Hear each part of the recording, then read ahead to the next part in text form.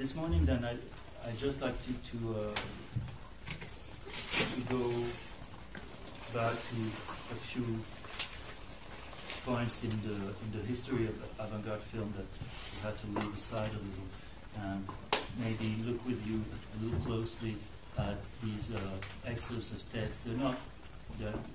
I could have chosen other excerpts of poetic text, Anglo-Saxon tradition of 19th and 20th century that certainly many of the avant-garde filmmakers had in mind at one point or another. So we could have a look at especially at the Wallace Stevens. This is a suggestion from actually Sydney, I think, who, knowing Brackage,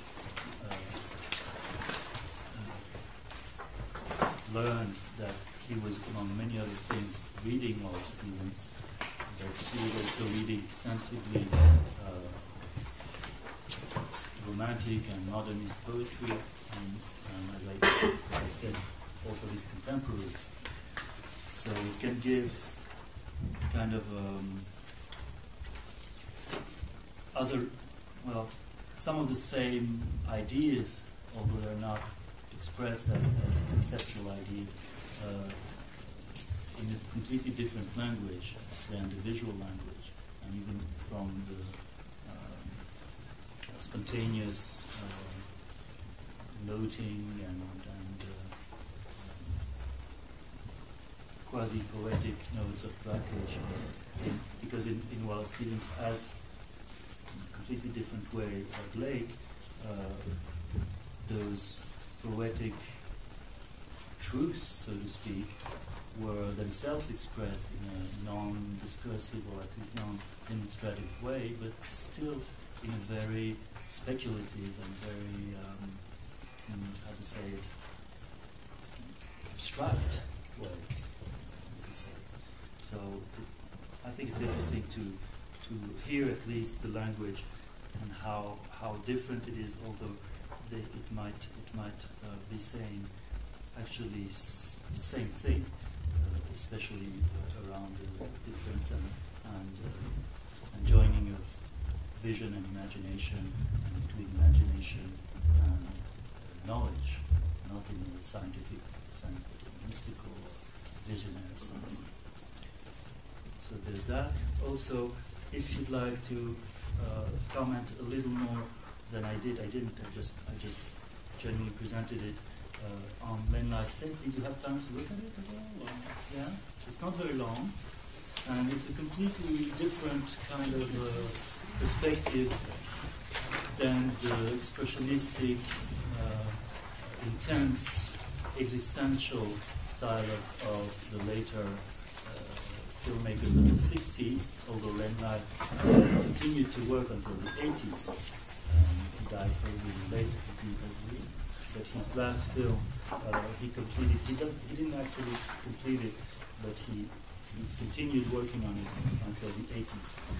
But the conceptual style and philosophical context or background is quite different in the 30s, and I think it's interesting also to have this other point of view on what cinema is as a form of art, among other forms of art, and not at all as a form of, for Len Lye, as a form of industrial entertainment media.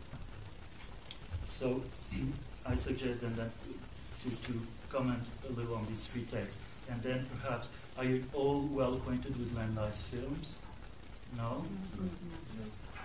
So maybe we could watch at least one example just to show how the same technique, it's actually some of the techniques are literally the same with Brackage, scratching and painting on celluloid, etc. But the whole meaning of this work and obviously the result and the effect of the images is completely different. I'm sure you will sense that right away. So maybe we'll then show one film. They're all very short, never more than 10 minutes. Okay, so and then I will try maybe this morning still to go to sort of a conclusion about these aesthetic tangle, or not something difficult and paradoxical, entangled. Okay, so Blake, you're probably well aware of the kind of visionary poems and prophecies that Blake wrote throughout his life. It should also be kept in mind that Blake was at the time eccentric, and he was taken seriously after a while in his old age only by the very young romantic poets such as Wordsworth and Coleridge. But he was not taken seriously at all most of his lifetime, and self-published his work, and of course, as you know, was a visual artist as much or even more than a writer. And the relationship between language and images, which I haven't really mentioned or discussed until now, is also something that, in a way, must be or can be very fascinating and interesting for filmmakers. Well, there's a rejection of language, generally speaking, in experimental film, for the most part. But this rejection of language as a means of interpreting images and limiting the power of images when it's a commentary or over voice or discourse, doesn't mean that language as a means as an art material was not important for those filmmakers. On the contrary, many of them were even hesitating between becoming writers and becoming visual artists. And the same is true of some later video artists, like in a completely different family of artists, let's say, but people like Vito Acconci was first a poet, or thought of himself first as a poet. And it's interesting to see how poetry or certain artistic working with language can have secret affinity with visual art that then will develop completely independently of any language or any words in most cases. It's not true in the case of Acconci, because he continued, of course, using words in his film, but in the case of Brakhage, it's quite striking that the word is completely absent of his work, except for the titles. But he was himself very fascinated and as a reader and as a writer by poetry. So Blake, in this sense, is also an exemplary figure, as you can't tell whether he's a painter who's writing or a writer who's also painting. And some of the prophecies that he published, such as this one, the most famous one, state at the same time a kind of theological, philosophical belief and an aesthetic statement. And it's as an aesthetic statement that I'm particularly interested in. And with the tradition that it allowed to continue and develop throughout 19th century and even the modernist 20th century art in America. So what he calls poetic genius here is really another word for imagination. And it's also something that is not only a faculty, a mental, psychic faculty, it's a power of demonic kind that is almost a god or an expression of God or one of the forms that God takes. As the true method of knowledge is experiment, the true faculty of knowing must be the faculty which experiences. This faculty I treat of. And note the word experiment here. hear and experiences. I mean, it's already, in a way, you could say, experimental aesthetics. That the poetic genius is the true man, and that the body of outward form of man is derived from the poetic genius. Likewise, that the forms of all things are derived from their genius, which by the ancients was called an angel and spirit and demon. Here we have an equivalent or a modern version of something that you could call pantheism or animism, in a way, that is the whole of worldly creation is infused and inflated by souls, soul, a demon that animates it. And God, what is called God here, is not so much a personal God as ever-present, always and everywhere present spirit or soul or power, living power, or life power. And this is very close to the Neoplatonistic tradition that I mentioned earlier. It is a philosophy of the diffusion of God, of the how do you say, all life being infiltrated and animated from within by a spiritual power, and not separated from it. Although there are degrees of perfections and degrees of being, according to the degrees to which this power is present. And where it is more present, of course, the form of life is higher and more worthy and noble in this hierarchy of Neoplatonism. So, as all men are alike in outward form, so, and with the same infinite varieties, all are alike in the poetic genius. No man can think, write, or speak from his heart, but he must intend truth. Thus, all sects of philosophy are from the poetic genius, adapted to the weaknesses of every individual. As none by travelling over known lands can find out the unknown, so from already acquired knowledge, man could not acquire more. Therefore, a universal poetic genius exists. So against here, the argument is that for any discovery of truth, you need a special power. And it's not only by deduction or accumulation of knowledge that something new can emerge. If something new and a new truth, not just a new, arbitrary invention, something new can happen, you need to suppose, to imply, it implies the presence of a positive, vital power that explains the fact that something new can rise, emerge. Something like the will to power or the vital energy in Bergson, for instance.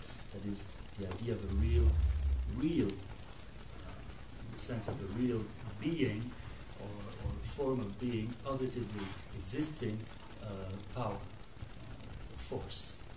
So you can interpret that in terms of vitalism.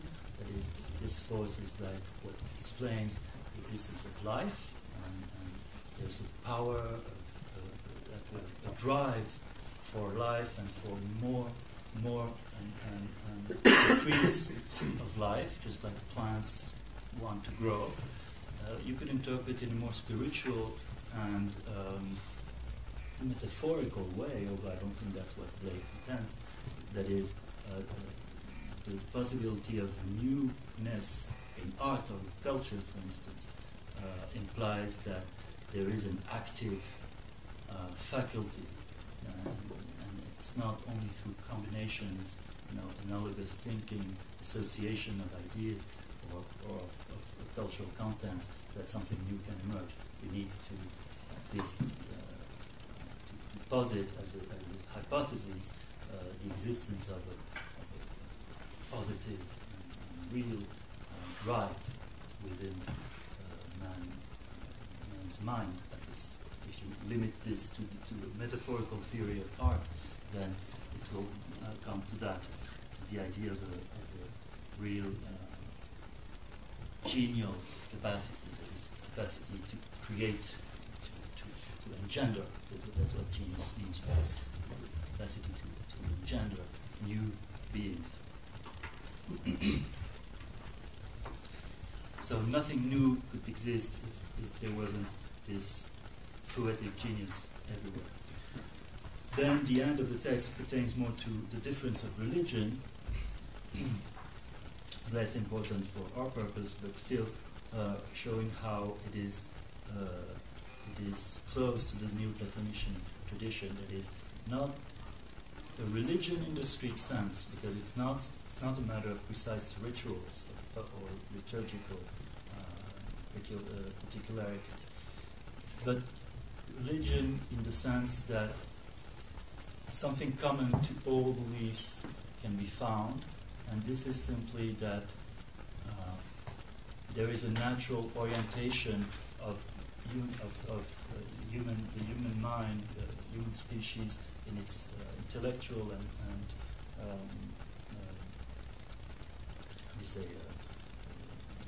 the way it tries to know the outside world.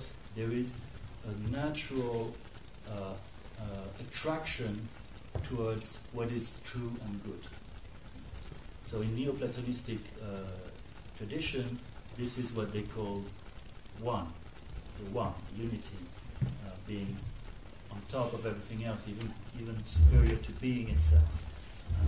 And this one, or unity, which is the name of the real God, is also good.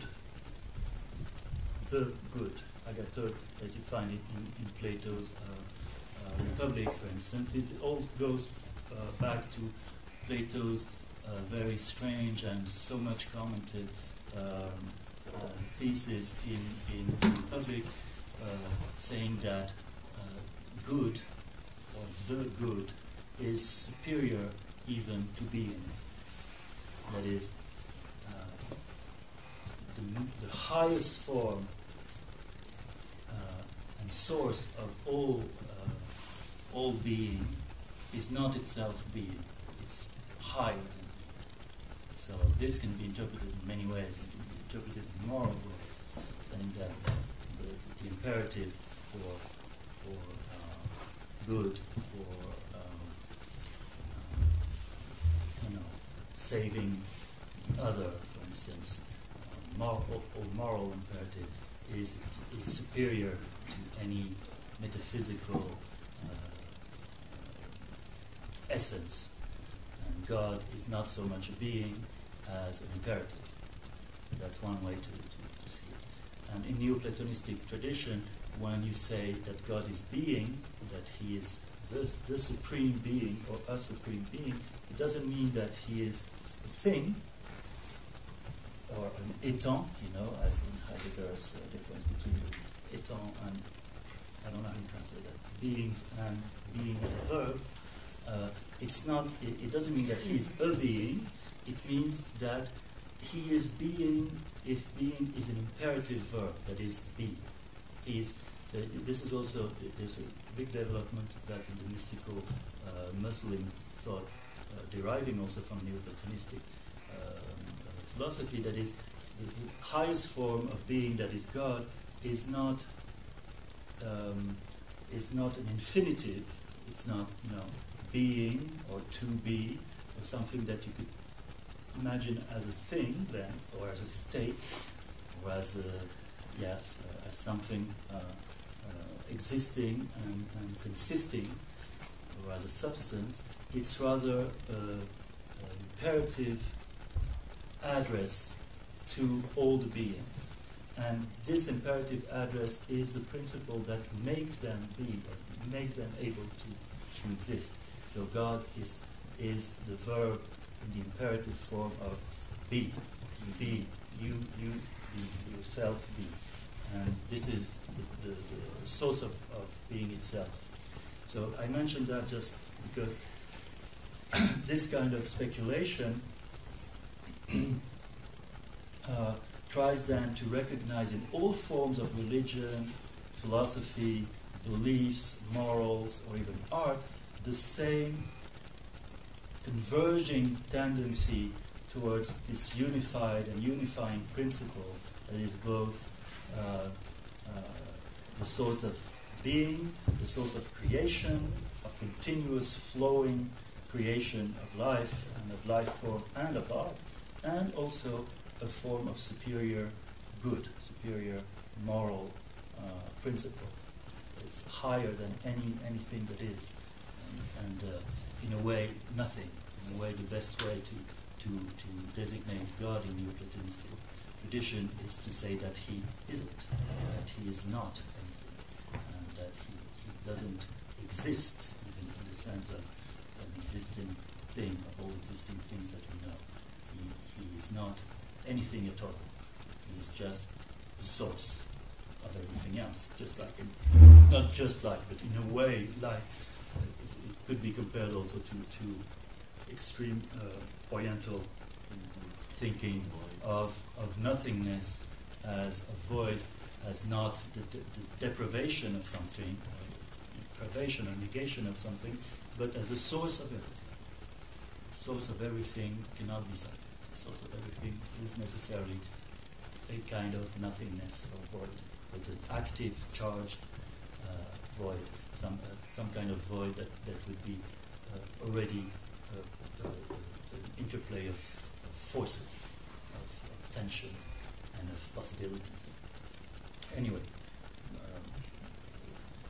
don't want to overgeneralize here, but Blake, in a way, is, as a mystic and as a visionary, he has a tendency to see the same truth everywhere and to gather, all the things he encounters into the same unique thought. And this thought here is about the creative genius of imagination, deriving from his conception of God. So the end with the unity of different religions then is quite obvious. The religions of all nations are derived from each nation's different reception of the poetic genius, which is everywhere called the spirit of prophecy. So typically Neoplatonistic way of reasoning, that is, all the differences you can observe in the opinions and forms of truth, etc., are not differences in the content of these truths. They're just differences in the point of view from which the same truth is received. Like the same light.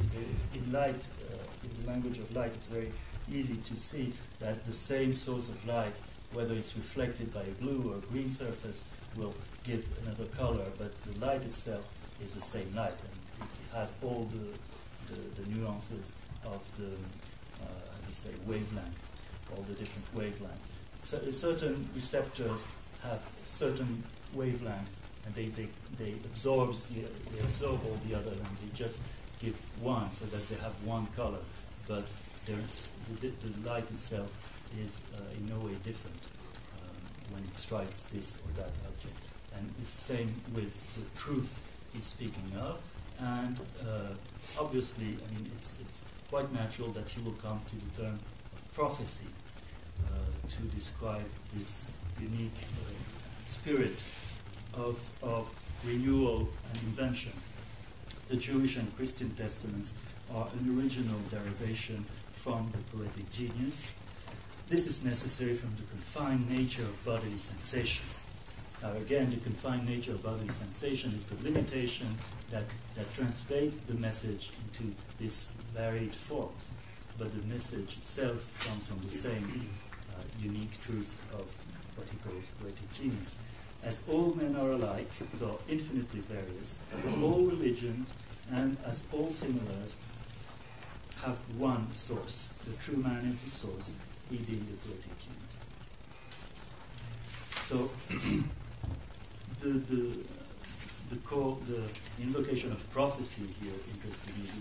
I've discussed that long before, I won't come back to it, but I think the logic of prophecy, the logic of the difference between two levels of truth, and the association of imagination as the wildest, untamed faculty with the strictest truth. I'm starting to hear voices myself.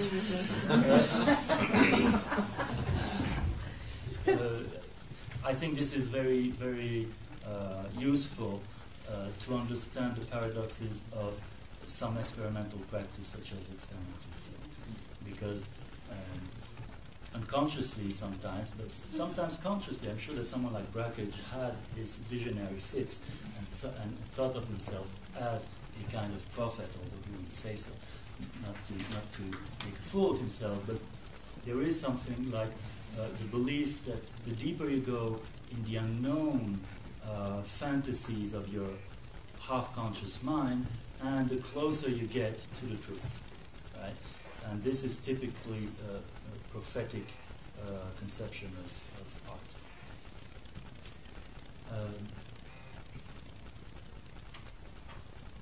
And in the sense, this prophetic framework or conceptual, framework for aesthetics is what explains the continuity despite all the breaks and violent breaks that occur, the continuity between Romanticism and Surrealism, and between Surrealism and post-war avant-garde practices. You know how violent the breaks have been against Romanticism and then against Surrealism after the war also, to a large extent. But there is something underlying that is continuous in all these aesthetics, and I think this is something of the kind.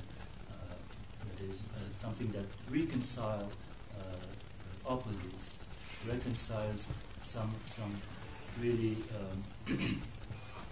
apparatical opposition between, well, I listed many of them, I won't come back to that, but between, for instance, individual arbitrariness of fantasy and the universal purpose or pertinence of the result of art under those conditions. This is shared in a way by all these successive aesthetics of romantic, post-romantic, symbolic, and then surrealist, and then whatever you want to call them, neo-Dadaistic art in the 50s, like the Fluxus, and this is the same milieu as Brakhage and Cage, and etc. There is something that is continuously flowing there. As for this completely other poetic style of Wallace Stevens, I won't comment in detail the poem, but just note a few phrases that seem to resonate with the concerns of experimental filmmakers, especially concerning vision. So the first poem is complete here. The second one I arbitrarily cut after 3 pages, and even in the middle of a sentence, I'm afraid. But it's a very long poem. It's a 20 pages long poem, so you can check it out, of course, yourself. Wallace Stevens is a very unique, as you know, poet,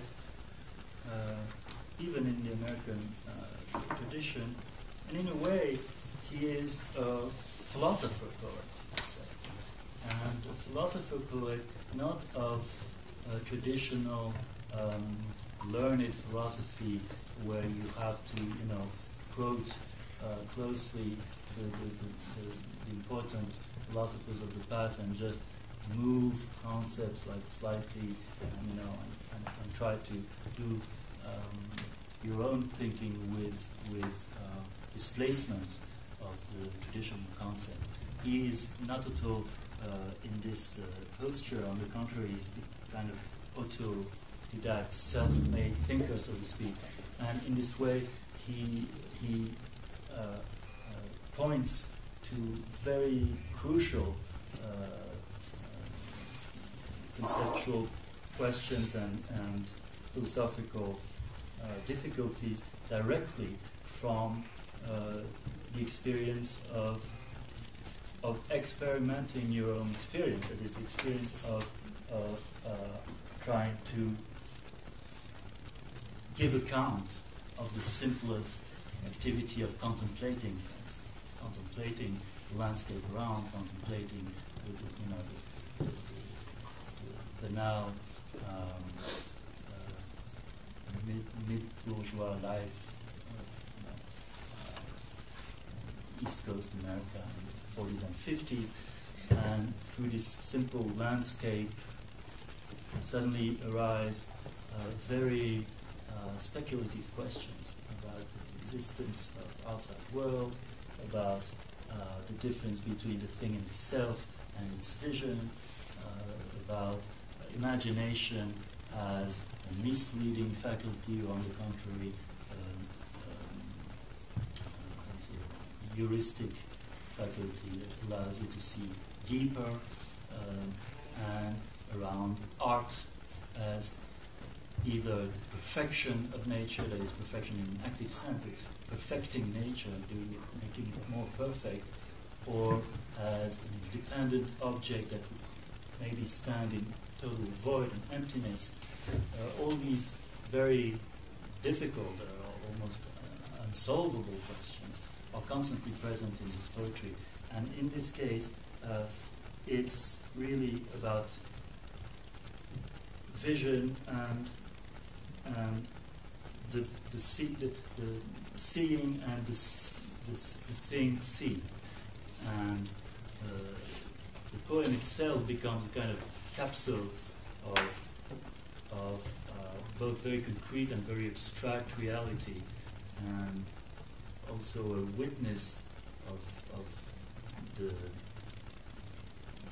separation between the real material world and its echo and reverberation in words and ideas that make it something else, that makes it an image, be it a verbal image. So this is always a kind of vertigo in Stevens of sensing the gap instantly created by the simple fact that you name something and that you put it in a sentence, and that it becomes some abstract or eternal object from this very ephemeral, concrete and close reality, familiar reality of New Haven in summer, or the garden of your neighbor's house. So this I chose about Holiday in Reality because of the importance of color and the strange speculation on color that we will find in it. It was something to see that their white was different, sharp as white paint in the January sun. Something to feel that they needed another yellow, less X than Stockholm, hardly a yellow at all.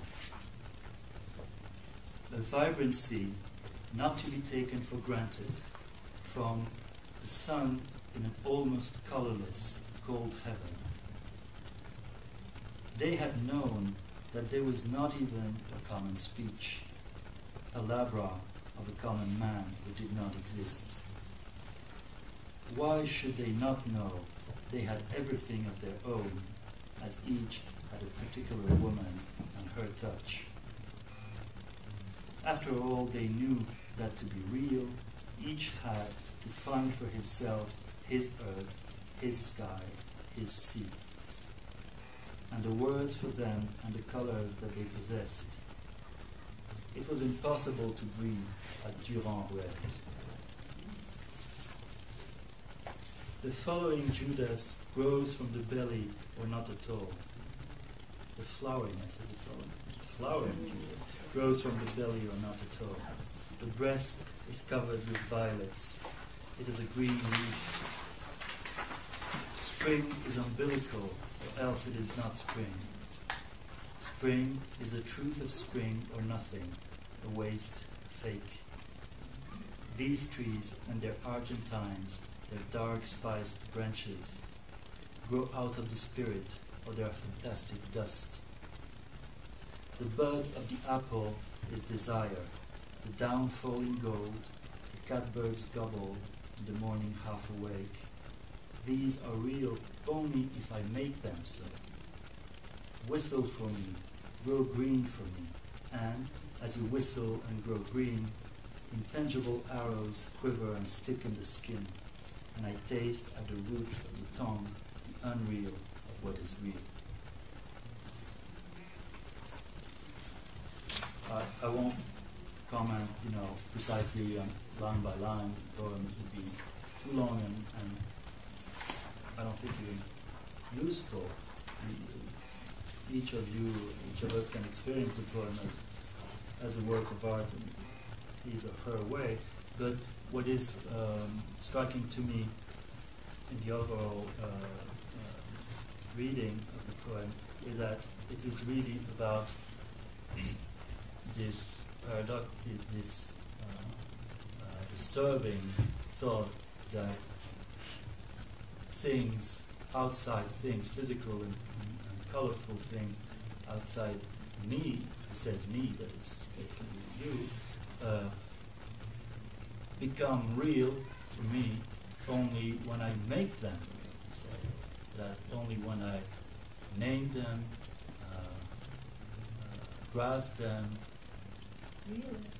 realize them. That's it. Realize them, and so that you have this contradictory conclusion that if a thing exists only if I make it exist, how can I make it exist if it doesn't exist first? So I suppress, in a way, I annihilate the real outside existence of things by apprehending them, naming them, appropriating them, and especially integrating them into a work of art. So there is this kind of Platonistic tension between the idea, but here it's not an abstract idea as a concept, as it could be in Plato. It's the idea of a quality, of a sensible thing, of a color, a nuance. It's a very concrete type of idea. It's an idea as a phrase in a poem, grasping some singular aspect of something. But so there is this tension and separation between the idea of the thing as it blooms in the mind, so to speak, and the outside outside a corresponding reality that has to be there first, but that really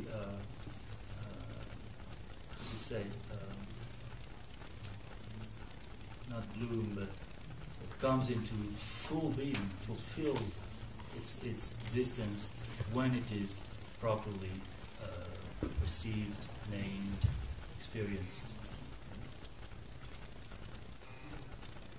So that for color, for instance, remember that as Brackett said, what are the nuances of a rainbow for an infant who doesn't know the separating names of color? They may be infinite or completely different, etc. And here the color seems to become really an existing quality only when you can actually name it, precisely differentiate it from other nuances like this yellow or that yellow, or Stockholm yellow from X yellow. And the same paradox around color. Color was always a good, ideal object for paradoxical thinking on the reality of the outside world, because color is an effect, color is something that happens, it's not a thing. So that in a way you can always doubt that color really exists, since it's only an effect on your eye of some reflection of light, and at the same time there's nothing more convincingly present and striking than color. And the world is color, and it seems to be the flesh and life itself of the outside world. So it's always been the topic of paradoxical speculation. But here it's also coming back in many poems of Stevens, as it's obviously obsessively important for filmmakers like Brakhage. And in the beginning, I will just read the first stanzas of the other poem here, Ordinary Evening in New Haven. It's again the color and its uncertain substance or substantial existence that comes forward. The eye's plain version is a thing apart, the vulgate of experience. Of this, a few words in and yet, and yet, and yet. As part of the never-ending meditation, part of the question that is a giant himself. Of what is this house composed, if not of the sun? These houses, these difficult objects, dilapidate appearances of what appearances? Words, lines, not meanings, not communications. Dark things without a double, after all, unless a second giant kills the first. A recent imagining of reality, much like a new resemblance of the sun, downpouring, upspringing, and inevitable, a larger poem for a larger audience, as if the crude colors came together as one, a mythological form, a festival's tear, a great bosom, beard and being, alive with age.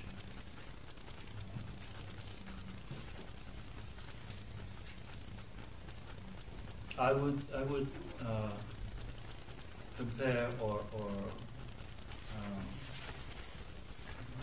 link the beginning of the poem with perhaps the beginning, some images of the beginning of Dark Star Man that we saw yesterday, with both stellar, solar images and some abstract, moving color images that seem to be rather internal imagery than external objects, and the superimposition of both and going back and forth from something that looks like the larger cosmos, the larger universe, not only your surrounding, not only the Earth, the cosmological universe, and the inside visual or quasi-visual chaos, agitation of flesh-like colors, red and yellow and pink, doing these kind of flame shapes or moving, fast-moving shapes. You have this strange encounter of two extremes, of the extremely exterior and the extremely interior. And in a way, I think this is something similar to which Stevens is alluding to when he says that he speaks of the eye version of things, a little like the eye film conceived by Brakhage, as a thing in itself, right? A thing apart, separated from the rest. And the vision itself is not, in this poem, as it comes back, reference to vision comes back regularly, and it's never vision as a plain, purely sensorial or sensitive experience. the visual, everything visual and vision. Whenever Stevens speaks about it, writes about it, it's as if vision itself was high speculation and reflection. Vision itself is a complex, inner, and mysterious activity. It's like I don't know, fundamental science or speculative mathematics. Vision, the simplest form of, just open your eyes and the sense of vision is the most obvious for us. It's the most constraining, and it's the sense through which we feel that we're naturally part of the world, and that gives us the world more fully and naturally in all other senses, with also the distances and the variety of what is close and remote. Well, contrary to this apparent plainness vision, in the poems of Stevens, vision is a very problematic, complex, and abstract sense, because it absorbs the exterior world, and it confuses for us our own thoughts with what is actually outside us, because vision is from the start a working calculation, reworking of things. Like Leibniz said, there is unconscious mathematics. It's called unconscious mathematics. That you count unconsciously, you do geometry unconsciously, you do physics unconsciously. When you watch some work, you very fast and very efficiently think to see. And the separation between eye and brain, that first breakage I tried to establish, is impossible. There is no separation. There is no vision without the brain activity, and the brain activity is by definition infinitely complex and linked to all the other faculties of the mind, such as imagination, memory, and language, etc. So that, obviously for Stevens, it's there that the most decisive and complex thing happened in the simple act of vision already.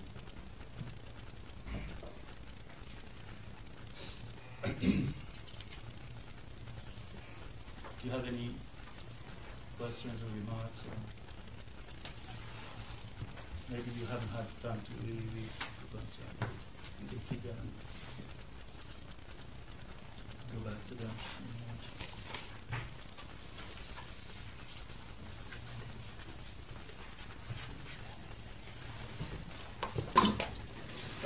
Also, yeah, one or two details about Drackage and his generation. And you will find, if you are curious, that Drackage's texts themselves, like metaphors of vision, are extremely complex and seemingly chaotic texts. Metaphors of Vision is a very difficult book, but not difficult because it's like geometrically demonstrated abstract philosophy, but on the contrary, because it goes from one thing to the other with kind of quasi-improvised styles, many references, many different registers or layers of writing are interwoven together. There's some poetry and there's some consideration on the history of cinema, etc. The same with other essays he wrote concerning classical filmmakers. He reinvented their life and their filmography rather than doing a scholarly classical commentary.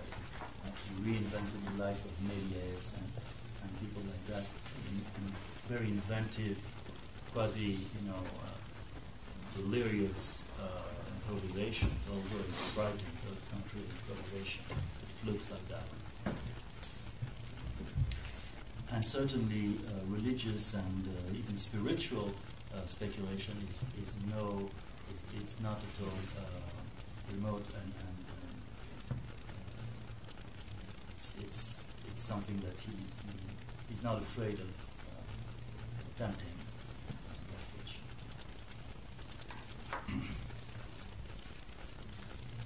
No commentaries. So maybe I go back to Len Lye, who was in a way the precursor of the direct film,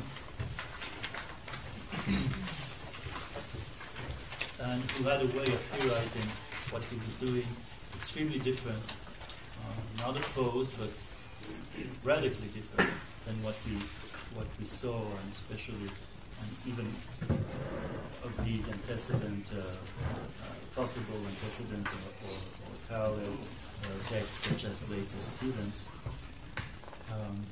Maybe I start with a few words about the career of Len Lye, in case you don't know much about him. So Len Lye started as a visual artist in the late 20s, early 30s in New Zealand. And he traveled the world. He went to England, where he lived for a while, then to New York. And he was, from the start, fascinated, even obsessed, by the art of movement. Movement in art, the movement of forms. And you'll see that it's also the topic of the text. So that he tried to do what was not yet called at the time cinetic sculptures. Cinetic movement in sculpture is from the 60s, but in the 20s and 30s he was already doing sculptures that were meant to constantly move, like, how do you say, a balancier, something that goes, or a pendulum, with like very, very long pieces of metal that would bend, but bend in such a way that it was both stable and constantly moving.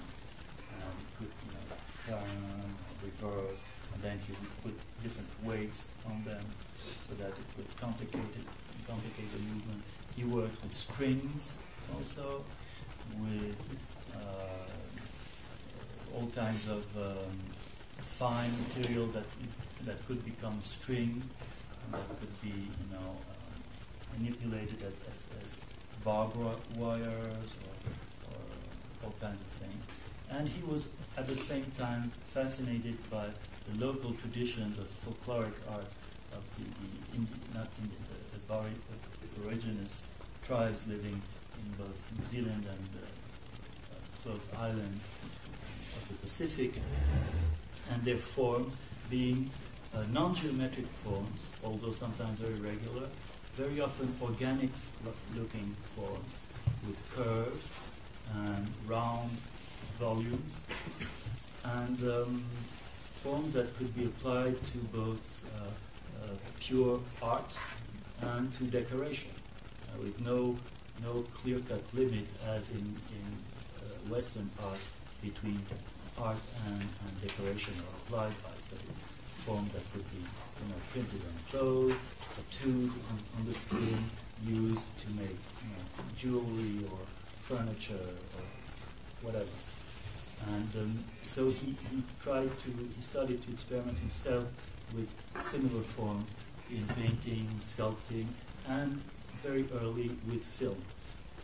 And the very first attempt he made for film, it still exists. I don't know if it's in the anthology I have here, but it's a fascinating little film following a kind of genesis of the world, but in the terms of the local mythology of some of the local people, and it's a mythology of giving birth of a strange zoomorphic being. We don't know exactly if it is an animal, strange, deformed human belly, maybe. It's an oval form. And it transforms itself slowly, and he did that as a cartoon or as an animated drawing, very slow and strange, really unusual movement and unusual forms as well. Of course, there has been in Western art in the early century a big fashion for what they call primitive art.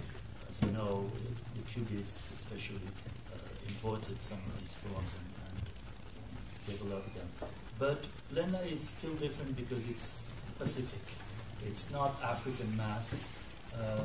It's completely, it's a different set of forms and colors altogether. And also the colors. The associations of colors are very unusual for us, very bold, I would say.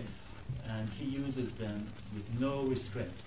So basically the basis of his attitude, if not of his aesthetics, is what you could call a anarchic, disinhibited, I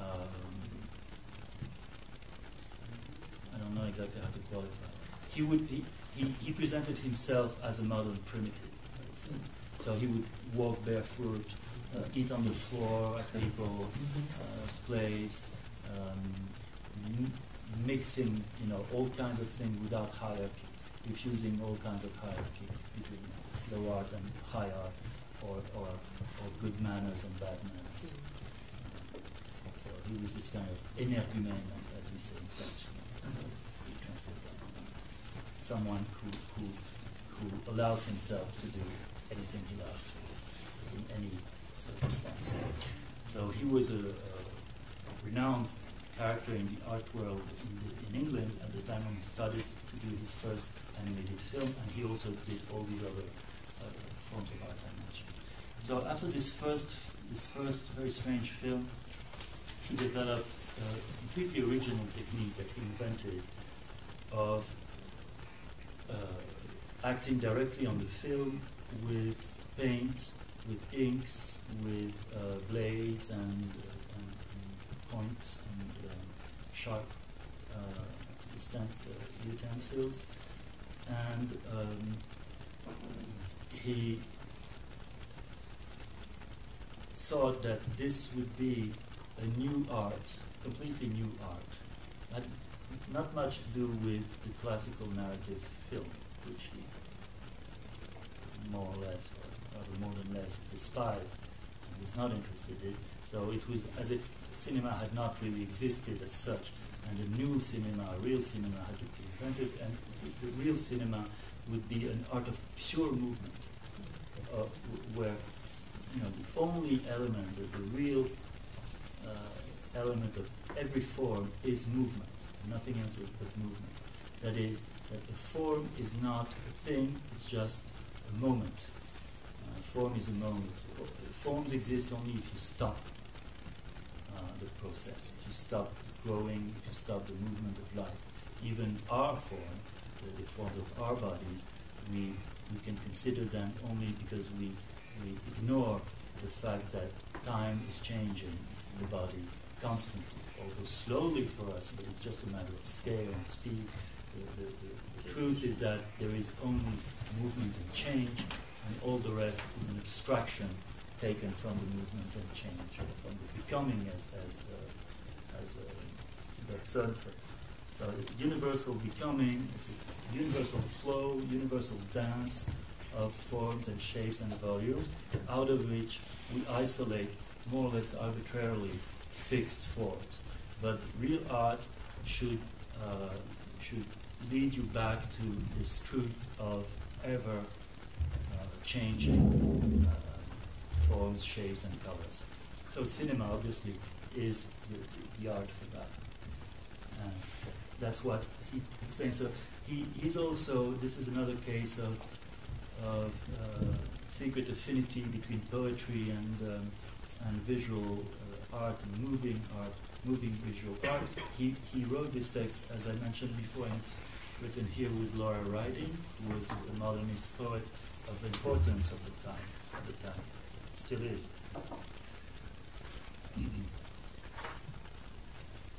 So maybe first we can, or maybe we should make a pause. No, it's 11:30. What is the time? It's 11:30. 11:30, but whenever you're. Okay. No, we can look at the text a little bit, and then make a pause, and then watch the film for 10 minutes or 15 minutes or 15 minutes.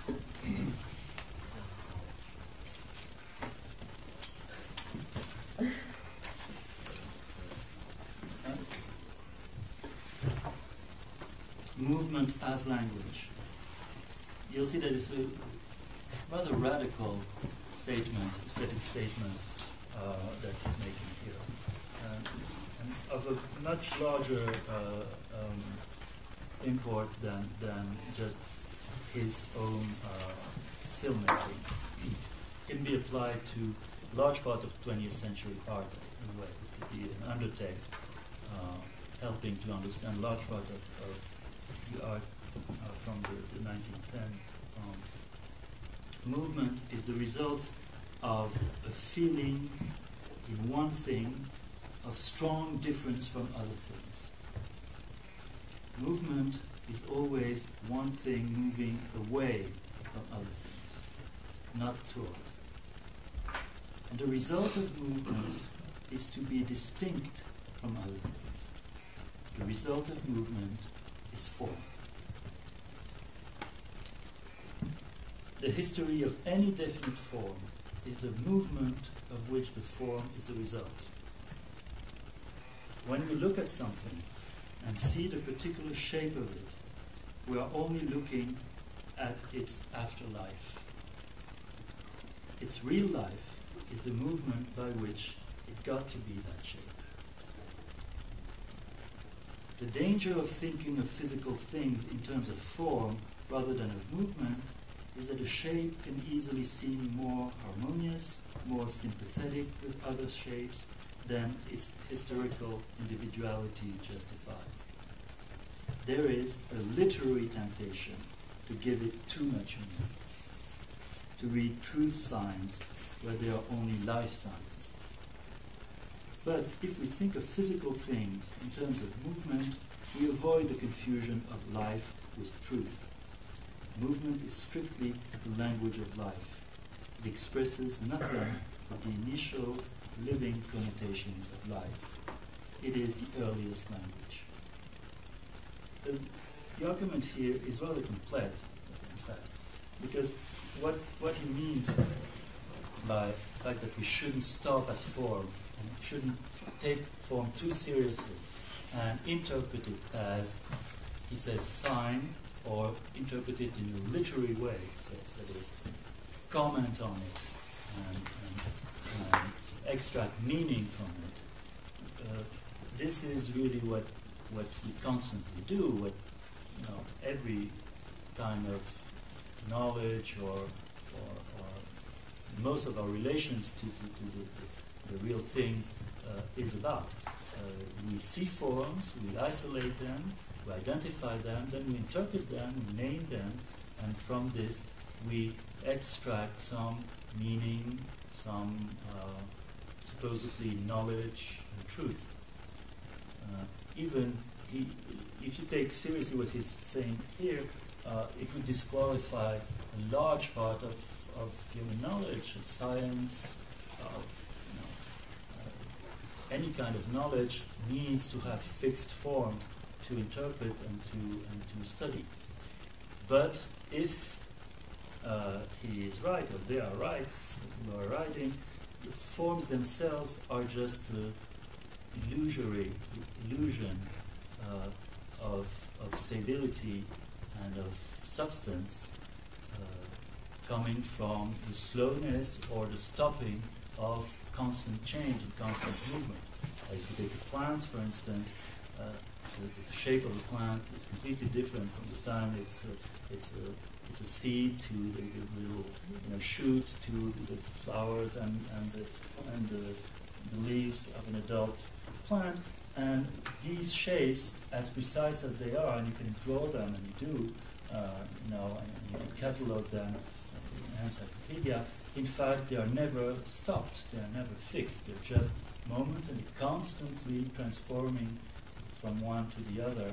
It's a continuous movement of forming, deforming, and transforming, so that each form is nothing but a photograph. And I think comparison with photography is quite accurate, because cinema is exactly that. It presents you with a series of fixed forms, but those are dead in his language. They're afterlife. So that when you take a photograph of anything, what you're capturing, not the thing itself, not the image, but what the image is capturing is in fact dead. So the form that is captured is finished, over with, as soon as it's captured, because continuous change occurs. Same with, if you take a portrait of someone, a second after, what is shown in the portrait is literally dead, because the moment is over and the person moved. So literally, all forms would be a kind of assassination of things, and the stopping of the form would be a kind of ignorance of the true nature of life. And but then what is complex is that they say that you shouldn't interpret the forms too seriously, and that's the danger of what they call literature, strangely enough. But applied to cinema, it means the obsession with meaning. That is, in cinema, especially in commercial cinema and narrative cinema, you show things, you show people, a situation, only to convey a certain meaning. The meaning being, this is what is happening, the action is this, and this is what will happen or should happen.